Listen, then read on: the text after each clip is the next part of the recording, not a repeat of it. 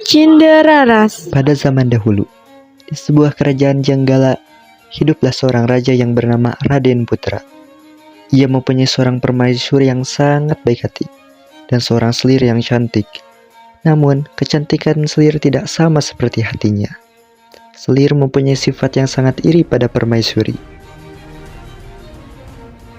Kedua istri raja tinggal di istana yang sangat megah.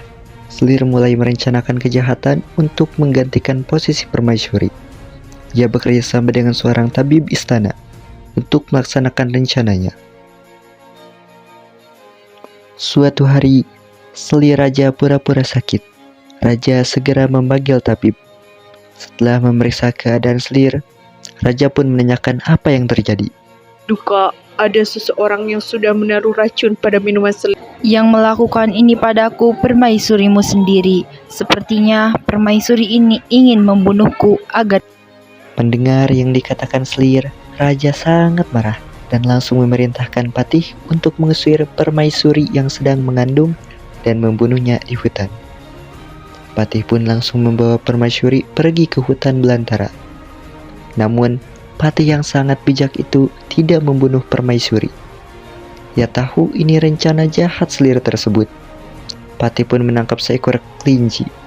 Permaisuri, aku tidak akan membunuhmu. Namun, hamba akan memberitahukan kepada raja bahwa Anda sudah hamba bunuh, dan untuk membuat raja dan selir tuan putri sudah mati, hamba akan membunuh seekor kelinci ini dan melumuri darahnya pada selendang milik permaisuri dan pedang hamba. Aku sangat berterima kasih, Patih, karena kau tidak membunuhku dan membiarkan aku hidup.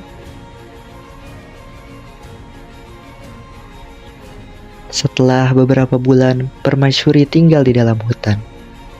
Ia pun melahirkan seorang anak laki-laki. Anak itu diberi nama Cinderalas.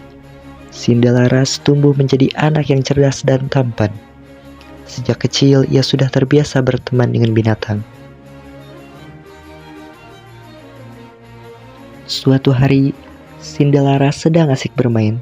Tiba-tiba, seekor Raja Wali menjatuhkan sebutir telur tepat di sebelah Cinderalas. Cinderalas langsung mengambil telur itu dan menetaskannya. 3 minggu kemudian, menetaslah telur tersebut menjadi seekor anak ayam yang lucu. Cinderalas merawat ayam tersebut dengan sangat baik. Tubuh ayam itu terlihat kuat dan kekar. Paruhnya kokoh dan runcing seperti paruh burung Raja Wali. Kedua kakinya kekar berotot dan memiliki kuku yang runcing tajam seperti kuku Raja Wali. Namun, suara kokoknya sangat berbeda dengan ayam-ayam lainnya. Suara kokoknya sangat aneh. Kukuryuk, Tuanku Cinderalas. Rumahnya di dalam hutan belantara. Atap rumahnya terbuat dari daun kelapa. Ayahnya Raden Putra Raja Janggala. Cinderalas sangat terkejut dan langsung menunjukkannya kepada ibunya. Permaisuri pun merasa sangat terkejut mendengar suara kokok si ayam. Ia pun menceritakan siapa ayahnya dan mengapa mereka tinggal di dalam hutan. Mendengar cerita ibunya, Cinderalas memutuskan untuk pergi ke istana untuk bertemu ayahnya. Awalnya ibunya tidak mengizinkan Cinderalas pergi, namun ia terus memaksa. Setelah ibunya mengizinkannya pergi, ia langsung berangkat ditemani ayam jantannya. Namun, di tengah perjalanan Cinderalas bertemu dengan orang-orang sedang mengadu ayam. Mereka melihat Cinderalas membawa ayam jagonya dan mengajaknya ikut menguji kehebatan ayamnya. Hei kau, apakah berani adu ayam dengan ayam jagoku yang kuat ini? Ujar mereka. Baiklah, Ucap Cinderalas. Ternyata ayam jantan milik Cinderalas dapat mengalahkan lawan setelah beberapa kali diadu. Namun ayamnya tidak dapat dikalahkan. Berita tentang kehebatan ayam jantannya Cinderalas terdengar hingga telinga Raja Raden Putra. Raja langsung menyuruh hulu balangnya mengundang Cinderalas datang ke istana. Cinderalas pun sampai ke istana. Paduka, hamba menghadapmu. Ucap Cinderalas dengan sopan. ujar sang raja dalam hati. Anak ini sangat tampan dan cerdas. Sepertinya ia bukan dari kalangan rakyat biasa. Akhirnya diadulah ayam jantan milik Sindelaras melawan ayam jantan milik raja. Namun raja mengajukan satu syarat kepada Sindelaras.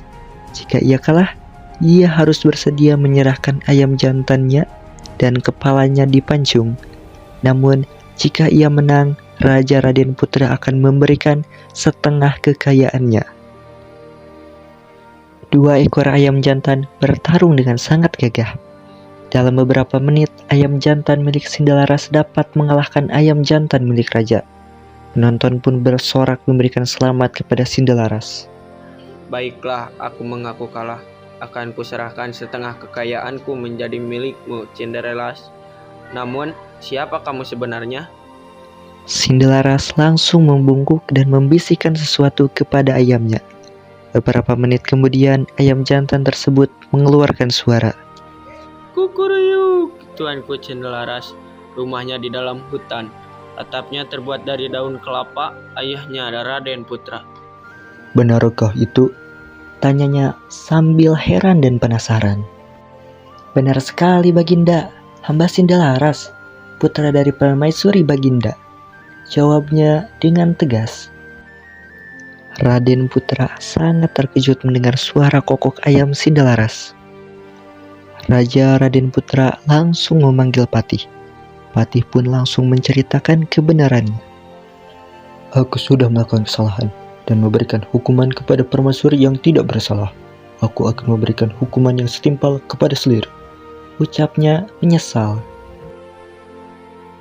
Raja Raden Putra langsung memeluk Sindelaras dan meminta maaf atas semua kesalahannya itu. Raden Putra, Patih, dan Hulu Balangnya langsung pergi ke hutan dan menjemput permaisuri. Akhirnya, Raja Raden Putra, permaisuri, dan Sindelaras hidup bersama dan bahagia. Setelah Raden Putra meninggal, Sindelaras lah yang menggantikan ayahnya sebagai raja. Ia memimpin kerajaan dengan adil dan bijaksana. Pembagian tugas. Aldi Ridwan Sufyan, editing animasi and sound story.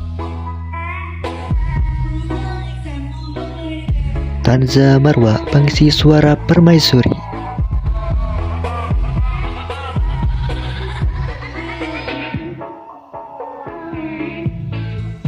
Sinta Ramdhani, pengisi suara Selir.